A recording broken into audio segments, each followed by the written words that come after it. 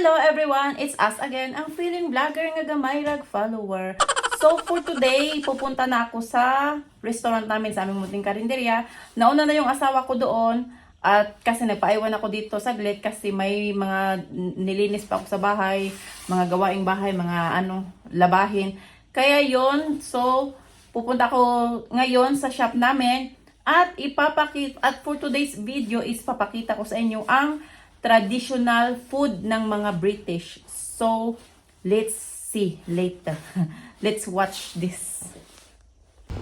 Ito yung mga isda na dineliver today. Ano yan siya? 3 boxes. Tapos, hiniwa ng asawa ko. Small, medium, and large. Tapos, ayan, yung mga hiniwa nakaseparate na. Ang daming isda na dineliver today. 3 boxes. So, ayan, yung malaking lababo, punong-puno yan ng isda. Tapos kukuha ako dito ng isang large, lulutuin ko mamaya at kakainin ko at papakita ko sa inyo ang traditional na pagkain dito sa Inglaterra. So ayan. Ito yung traditional English food dito, ang fish and chips. Ito yung isda na malaki, large fish. At yung chips nila ay yung fries. Ayan. So ito yung fish and chips. Ito yung traditional food ng mga English dito sa United Kingdom. At Quiet, please.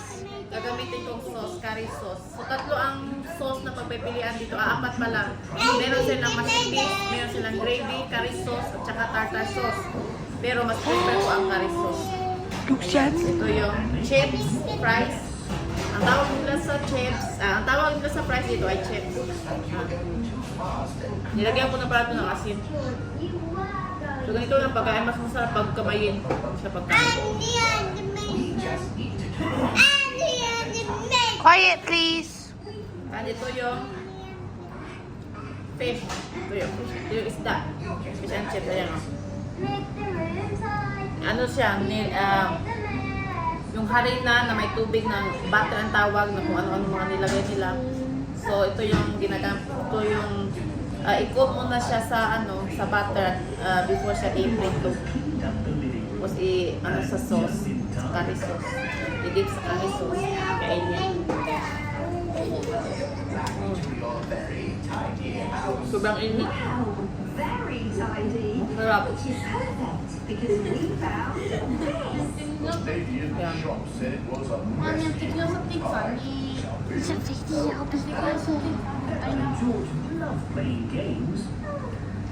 At si Jackie naman, kinain niya is tomato lang.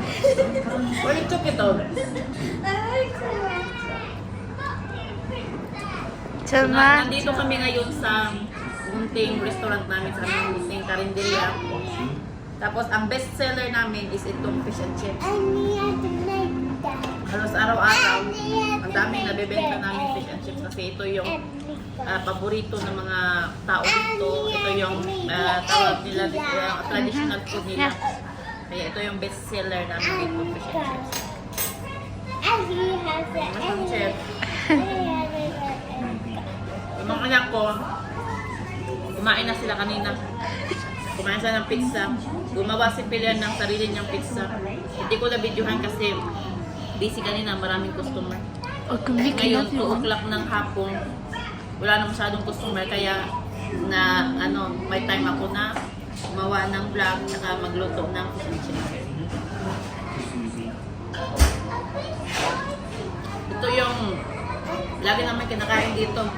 Most of the time, kinakain ko dito is fish and chips. Minsan naman, yung mga anak ko, fish finger, fish cake, minsan fish and chips. Tapos minsan, kapag nakabili ang asawa ko yung buong isda, iniihaw niya yung grilled. Tapos, i-partner namin sa either chips o salad, mix na alad.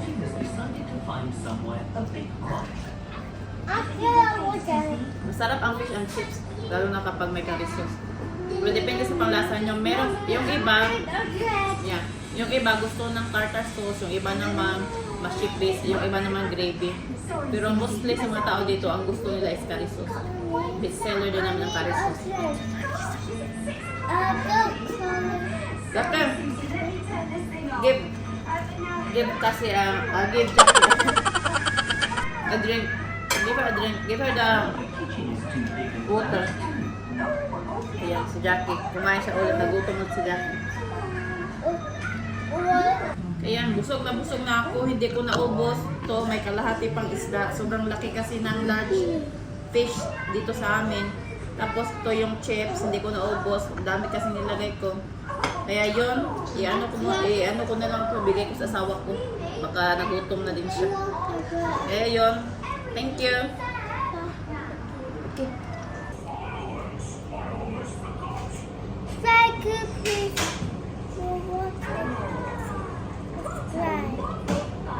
Louder. Say please subscribe. Say please subscribe.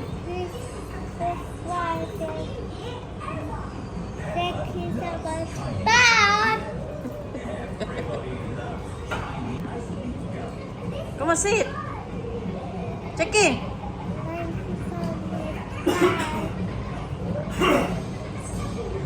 Thank you so much for watching our video. Please subscribe, like, and share. Stay tuned for the next video. Bye.